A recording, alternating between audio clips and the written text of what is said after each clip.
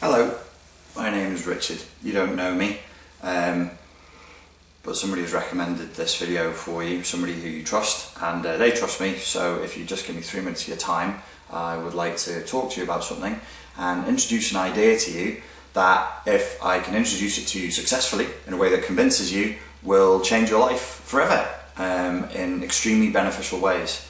It will make your life hugely improved. It certainly has for me and for countless other people that I've worked with in a coaching context as well.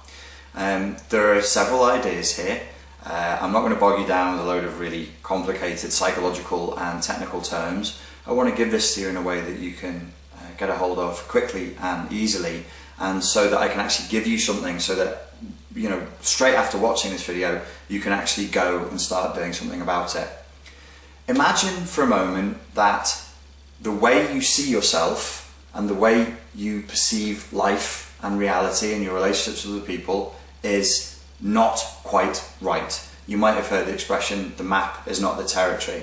What I'm going to suggest to you here, a little bit of a challenging thing, I'm going to say your view of reality might be a bit skew-if. Nobody likes to hear that, but there is a possibility. Consider for a moment, exploring the possibility with me, that perhaps your map of reality is a little bit off. And that's why you're struggling with problems that never seem to go away, and you seem to have problems that other people don't seem to have. So things that other people seem to find very easy, you seem to find very hard. And like me, from a very early age, you've experienced that and you've always found it bewildering.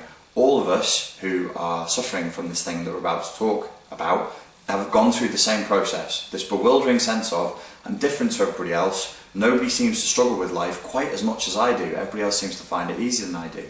So consider for a moment that the reason for that is your view of reality, the map you have of reality, doesn't match the reality of what is going on. Consider then that this is the way in which it differs. That actually, despite the way you've been trained and hypnotized and brainwashed since childhood to think about yourself, you are actually wounded.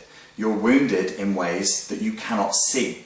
Part of your wounding, the double bind of the part of your wounding that you've experienced, is that you're actually blind to these wounds. That's what makes this such a pernicious and insidious thing to be dealing with.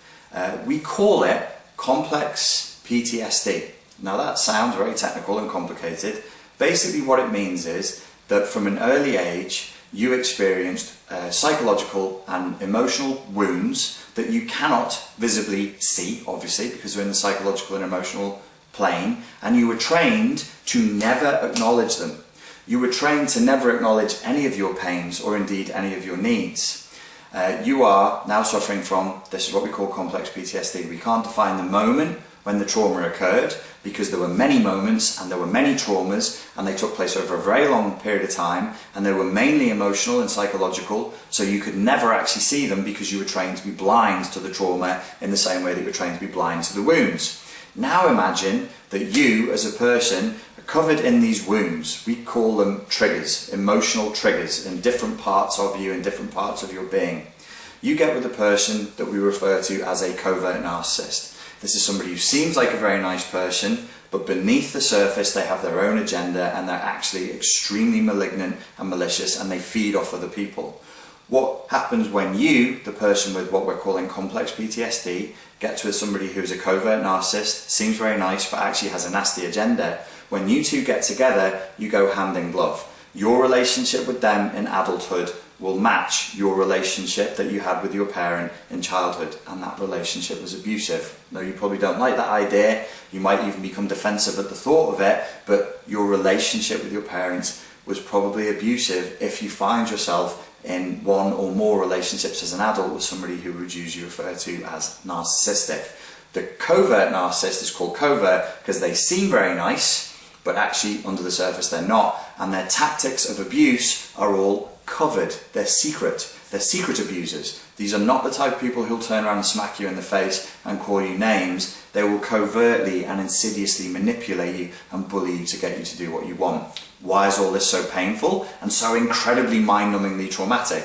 Is it because you're a particularly weak and awful person? No, it's because what these people do, remember those triggers I mentioned before, the emotional wounds? These people have the glasses that allow them to see those invisible wounds on you. When nobody else can, these people can. And what they do is they sit back, they see these invisible wounds, these triggers, and then they push all those buttons to hurt you as and when they want.